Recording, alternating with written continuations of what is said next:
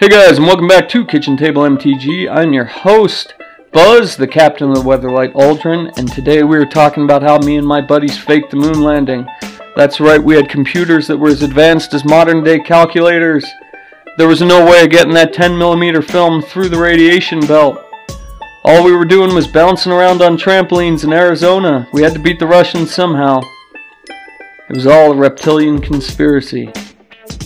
Okay, I'm just joking around. Today we're talking about Jhoira, Queen of Card Draw, in a new series I'm going to be doing called Built for Two Formats.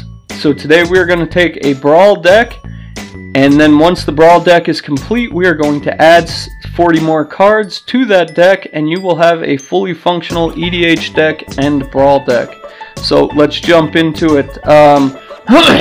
First we're going to get into the Jhoira Brawl deck. So this isn't going to be a super flashy deck. This is going to be outvalue your opponents. And Jhoira is perfect for that. Let's read her. Jhoira Weatherlight Captain, 2 of any color, blue-red for a legendary creature, human artificer, 3/3. And whenever you cast a historic spell, draw a card. And then let's go over historics one more time here. Historics are artifacts, legendaries, and sagas. So we're going to take Jhoira's ability here and we're going to try to maximize for our strategy. So we're going to try to have as many historic spells as we can in this deck. If you could fill this deck with only historic spells, it would be better. But for this deck, we have 6 non-historic spells, and then of course there's still 22 lands that we got to cycle through. We're running very low on lands in this deck, but we want to be able to cast a spell, draw a card, cast a spell, draw a card. We want to dump 10 cards a turn in the late game right out on the battlefield. So, but we're going to need to filter through those cards. We've got 28 total cards that we need to filter through, so let's talk about some of those. First up, this is probably the star of the deck, a little 1 blue 1/1 bird, Artificer's Assistant. It has flying, and whenever you cast a historic spell, scry 1. So this is just going to help us dump everything we don't need on the bottom of our library and keep casting stuff, you know. We might need to take that 1 land drop a turn, but hopefully we're going to have enough cost reduction in mana rocks to where we can just unload 7-8 cards every turn. But what else do we got here? We've got Padim, Council of Innovation. So this guy is not only going to help us draw some cards, but he's going to give all of our artifacts hexproof. And the majority of this deck is artifacts. So, but he says, at the beginning of your upkeep, if you control the artifact with the highest converted mana cost, or tied for the highest converted mana cost, draw a card. So this is just going to help us keep our hand full so we can just keep dumping. Every turn we want to dump as much as we can. Next up we've got Hazoret's Monument. So Hazoret's Monument is 3 of any color, and red creature spells cost 1 less. And then this gives us the ability of whenever we cast a creature spell, we may discard a card and then draw a card. This is just, I mean, like I said, it's going to help us keep dumping, keep searching, keep casting. Next up, we've got the Immortal Sun. I mean, this is just a Brawl all-star. 6 of any color for a legendary artifact. Players can't activate Planeswalker loyalty abilities. This shuts down a lot of commanders in this format. You know, I don't know. I mean, it's not powerful enough to get banned, but I don't know if Gavin Verhey doesn't play EDH, I don't think. So, I mean, I don't know who's on the rule committee. Maybe they do ban this card, but it also says at the beginning of your draw step, draw an additional card. Spells you cast cost 1 less to cast, and creatures you control get +1/+1. This thing's sitting at $15 right now, so hopefully you got one in your collection, because this can just switch from deck to deck to deck. I really like this card. Next up, we've got the Locust God. So, the Locust God is not very good card draw, but it's available if we need it. We can pay 2 of any color, blue-red, draw a card, then discard a card. So we're able to do this as many times as we want. And then next up, we've got Karn. Karn, let me find him here. Man, oh, there he is. So Karn's got some weird card draw. You know, this is very good for specific decks in Brawl. I mean, this is definitely going to help colors that don't have card draw get some card draw, but it's 4 of any color. +1, it comes in with 5 loyalty abilities, and it has a +1 of reveal the top 2 cards of your library. An opponent chooses one of them, put that card into your hand, and exile the other card with a silver counter on it. And then the -1 is put a card you own with a silver counter on it from exile into your hand. So, you know, beggars can't be choosers. We're going to take whatever card draw we can, but what else is nice about Karn is he has a -2, create a 0/0 colorless construct artifact creature token. With this creature gets +1/+1 for each artifact we control. So just like the Locust God, that whenever we draw a card, we get to make a 1/1 blue and red creature token with flying. We got a little bit of a token theme going on here, so let's jump into some of that. Yeah, and first I just want to say sorry for taking so long to get from card to card. Right now I'm dealing with one computer and I gotta record, and got a smaller screen that lets me look at the cards, so it takes a little longer to get to than if I'm just recording on my phone for Anchor. But I'll be getting another computer here soon, and then we'll get that situated. So jumping back into tokens, we've got Golden Guardian. So Golden Guardian is 4 of any color. He's a 4/4 with Defender, and he has the ability of pay 2 of any color. Golden Guardian fights another target creature you control. When Golden Guardian dies, this turn, return it to the battlefield transformed under our control. So when he flips, he turns into Goldforge Garrison, which is a land, and it adds 2 mana of any 1 color to our mana pool. This is going to help us ramp out, but you know, if we've got some extra mana, we got a little bit of a mana sink here. 4 and tap, create a 4/4 colorless golem artifact creature token. So yeah, I mean, just a little bit of versatility. Kind of hard to flip at first, but once we get our bigger creatures out, you know, it's going to be well worth the investment. So next up, we've got Mishra's Self-Replicator, and this is 5 of any color. It's a little expensive to get out at first. It's a 2/2 assembly worker, and whenever we cast a historic spell, we may pay 1 if we do create a token that's a copy of Mishra's Self-Replicator. So that, you know, once we do the initial investment, this thing's just going to create a whole bunch of 2/2s. Next, we've got Helm of the Host. Helm of the Host is another newer card they just printed out of Dominaria, and it's pretty sweet. I haven't played with it yet, but it is 4 of any color. Legendary artifact equipment. It costs an equip of 5. At the beginning of combat on your turn, create a token that's a copy of equipped creature, except that token isn't legendary. If equipped creature is legendary, that token gains haste. So hopefully we're going to get some more tokens or card draw out of this thing.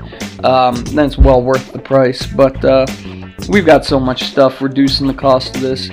You know, it's not going to cost that much. So last up, we've got Efficient Construction, and this is another non-legendary card. It's 3 of any color and blue for an enchantment that says whenever you cast an artifact spell, create a 1/1 colorless Thopter artifact creature token with flying. Now there is a card that I don't remember the name right off the bat, but it almost made it in the list where if you have 8 of the artifact with the same name, you win the game. But that's just not a very fun way of winning the game, so we're not adding that in. So let's talk about some bumpers here. We talked about the Immortal Sun gives all of our creatures +1/+1. And then we've also got Chief of the Foundry. So this gives just our artifacts +1/+1. And then we're running Blackblade Reforged, which it's an equipment that gives us 1/1 for each land we control. And then Forebearer's Blade that gives us +3/+0 Vigilance and Trample. Gonna help us get some damage through, and then when the creature that it's equipped to dies, you just hook it up to another creature. So yeah, it's free to hook up to the other creature. So yeah, yeah, when equipped creature dies, attach Forebear's Blade to target creature you control. So we'll take that. But what other ways do we got to win here? So we got some bigger creatures. Like I said, there's nothing flashy. We're not comboing off. We're not you know, overrunning the table. There's nothing flashy like that in there. We tried to keep as many historic spells as I could in this deck. But let's read some of these bigger creatures here. We've got Combustible Gear Hulk.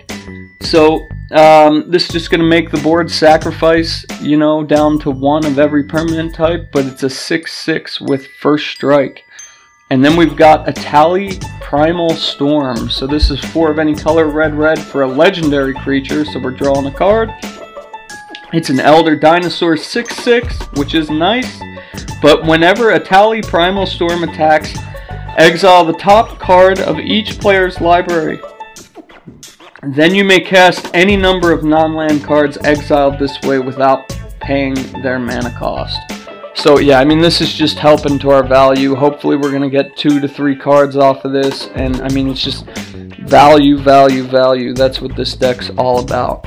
So speaking of value, next we've got Metalwork Colossus. This is 11 of any color for an artifact creature construct 10/10. Metalwork Colossus costs X less to cast, where X is the total converted mana cost of non-creature artifacts you control. So this is going to help us out. Maybe we cast him for free. But he also has some recursion built right onto him. Sacrifice 2 artifacts, return Metalwork Colossus from the graveyard to your hand.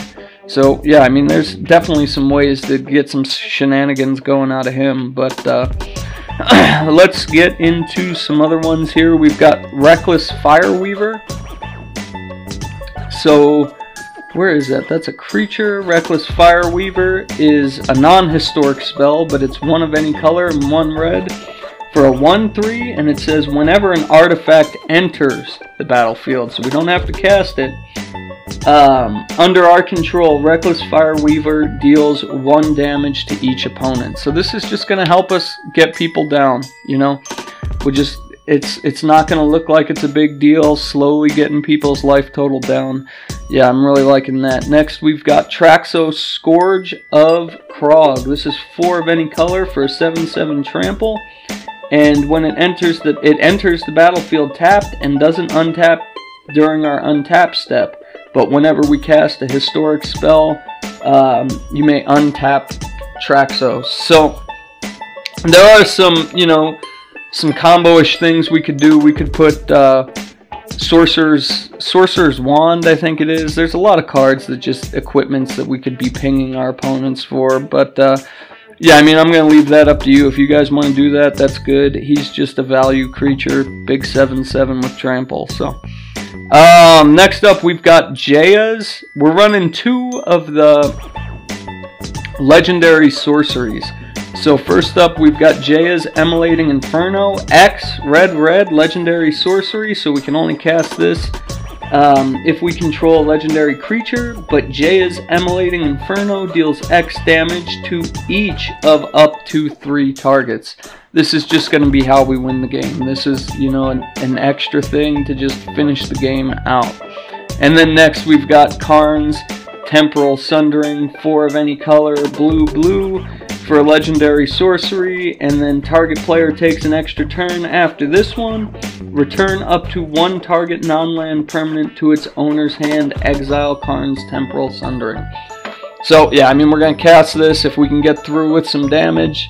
I mean, taking an extra turn, no matter what, it's not going to hurt. So let's jump into some mana ramp and cost reduction. First up, we've got Foundry Inspector. You know, this is just a 3 of any color.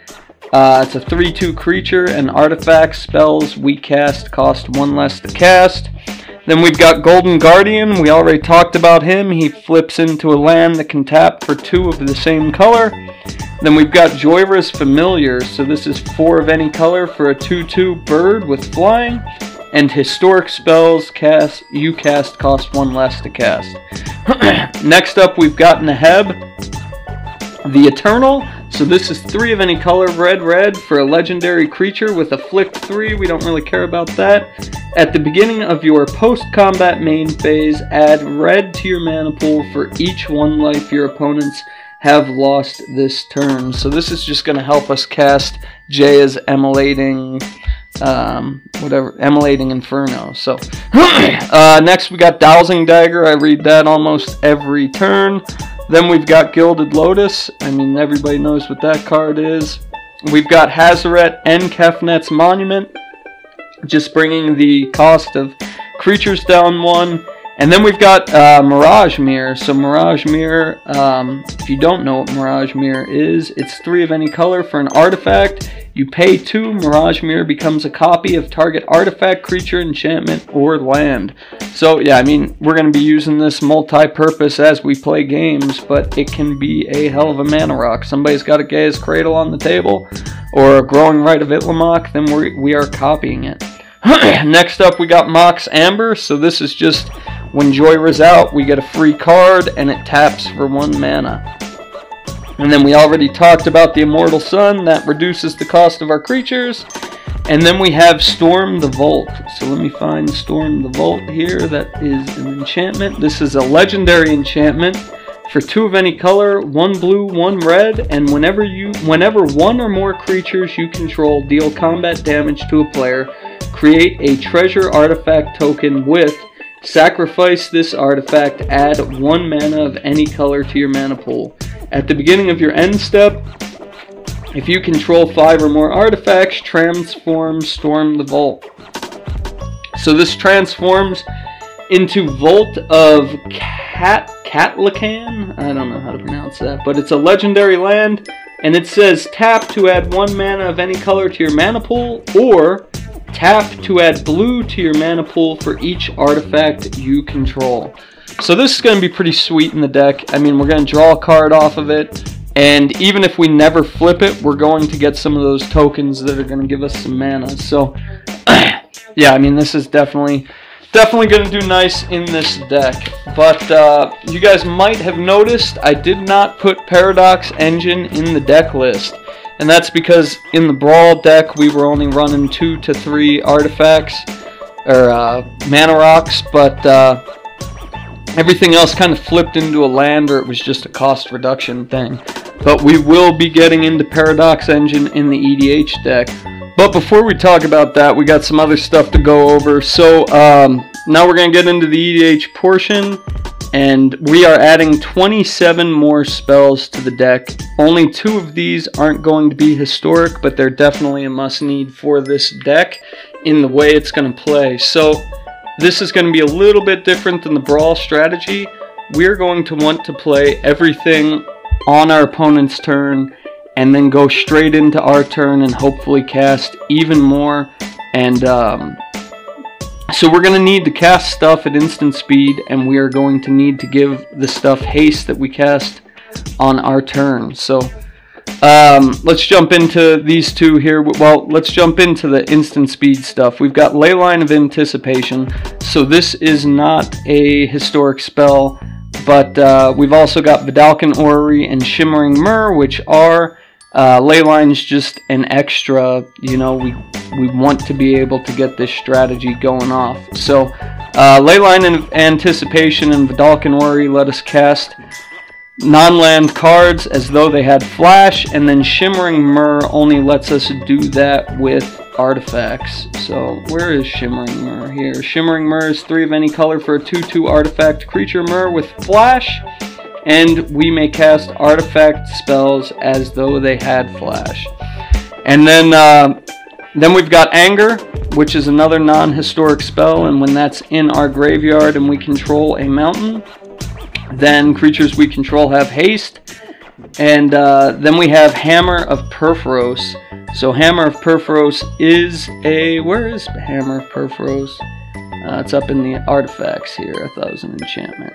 So Hammer of Perforos is a historic spell, and it just 1 of any color, red, red, for a legendary enchantment artifact. Creatures we control have haste, and then it's got the added ability of pay 2 of any color, 1 red, tap, sacrifice land, put a 3/3 colorless golem, enchantment, artifact, creature, token onto the battlefield, huh? So that's got a hell of a lot of targets for removal. It's a enchantment, artifact, and a creature. But yeah, we're probably never going to do that. So, you know, once we have a haste enabler and we can play things at instant speed, then this deck is going to take off. But we got some other stuff in here that's going to help until we get there. We've got Unwinding Clock. Let me find this. This is 4 of any color for an artifact, and it says untap all artifacts you control during each other player's untap step. So this is Seedborn Muse for artifacts. Definitely going to want to throw this in. Then we've got Clock of Omens. Clock of Omens is 4 of any color. Tap 2 untapped artifacts you control. Untap target artifact. So yeah, we're going to want to tap our creatures or whatever other artifacts we got out there, so we can untap Gilded Lotus or something like that, Hedron Archive, and keep casting. And then we've got Paradox Engine. So yeah, I mean, this is just going to let us, every time we cast a spell, we're going to untap all of our non-land permanents. We're going to throw a ton of mana rocks in here and then just keep dumping cards onto the battlefield. I didn't mention in the Brawl deck that we are running Disallow. So I think Disallow is going to, you know, we're definitely going to want to hold that card in our hand until we go off. You might want to add some more counter spells in there. But yeah, that's the only one we're running in the deck currently. Where was I here? So let's get into the mana rocks. We are running 9 mana rocks. We got Darkstell, Ingot, Felwar Stone, Hedron Archive, Is It Key Rune, Is It Signet, Mind Stone, Soul Ring, Thought Vessel, and Thran Dynamo. But then we also have Mirrorworks. So Mirrorworks, let me pull this up here, is 5 of any color for an artifact. Whenever another non-token artifact enters the battlefield under our control, we may pay 2 of any color. If you do, put a token that's a copy of that artifact onto the battlefield. So yeah, I mean, we're definitely going to want to hit our big mana rocks, any mana rock we can, to just help us go off when we do go off. And then we've also got Ethereum, let me pull this up, Ethereum Sculptor. So this is just an artifact creature. We're going to draw a card. It's 1 of any color and a blue for a 1/2 Vidalcan Artificer, and it says artifacts spells you cast cost 1 less to cast. So this is just going to help out. But yeah, I mean, we're going to want to, you know, cast a spell, float as much mana as we can, untap all of our mana rocks, tap them again, float some more mana, and just keep dumping and dumping and dumping. But we've also got some card, I guess, sorting cards that we could use to get to the position we need to be. We've got Sensei's Divining Top. I mean, definitely throwing that in there. It's a 1-drop artifact, and it says pay 1, look at the top 3 cards of your library, then put them back in any order, or tap and put the top back on top of your library to draw a card. But then we've also got Crystal Ball. So these 2 together are just amazing. 3 of any color, for an artifact, and it says 1 of any color, tap, scry 2. So this is just going to help us put all of our lands and all our non-historic spells we don't need to use on the bottom of our library. Paradox Engine, we can just keep going and going and going and going for 2 mana. So yeah, I mean, that's super sweet. So we got some extra stuff in here that we're just throwing in. We've got Slowbad Goblin Tinker, so that lets you sack an artifact to give an artifact indestructible. It's just definitely going to help. Then we've got Darksteel Forge. This gives all of our artifacts indestructible. And then Lightning Greaves and Swiftfoot Boots for Jhoira. We want to keep her protected. She is the main strategy of the deck. And then we've got Steel Hellkite just for a little bit of board control if we need to. I had to cut Nervenial's disc, but yeah, I don't know, it was hard. It definitely, if you were going to build this into an EDH deck or a Brawl deck, you might want to tune it up a little bit more, but this is just so you can have one deck to play those 2 formats. But let's jump into our Magical Christmas Land scenario. So we got turn 1 Island into Artificer's Assistant. Turn 2, Mountain to Soul Ring to Dark Steel Ingot. Turn 3, we've got an Island to Jhoira to Mox Amber to Crystal Ball. And then turn 4, we've got Reliquary Tower to Paradox Engine to casting our entire deck, hopefully. So that is the magical Christmas land. I hope if you build this deck, you can pull it off. So I wanted to go over a couple other things before we end this podcast today. When I'm doing this podcast, I tend to read a lot of the cards, and I do that because the podcasts I listen to, I do it when I'm at work, and you know, sometimes people tell you the name of the card and they won't read it, but yeah, I mean, this just helps if you are at work and you're not looking at a screen, or you're not able to go look up a card real quick. I hope that it does help you guys sort of know what's going on. So let me know if you guys want more or less of that.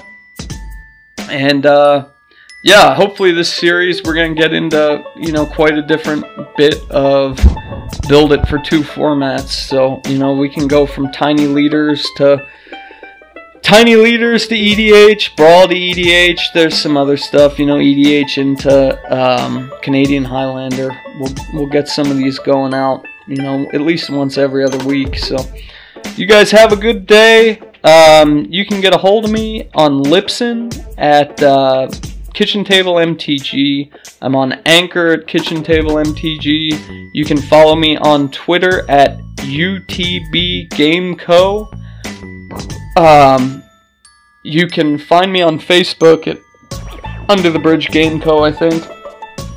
My wife deals with that. Sorry, I was like choking there. And then my email, underthebridgegameco@gmail.com, or go check out my website at underthebridgegameco.com. And I think that was everywhere you could find me at. But yeah, I'll be back here soon with some more deck techs and some more episodes for you. So you guys have a good day, and I will talk to you later.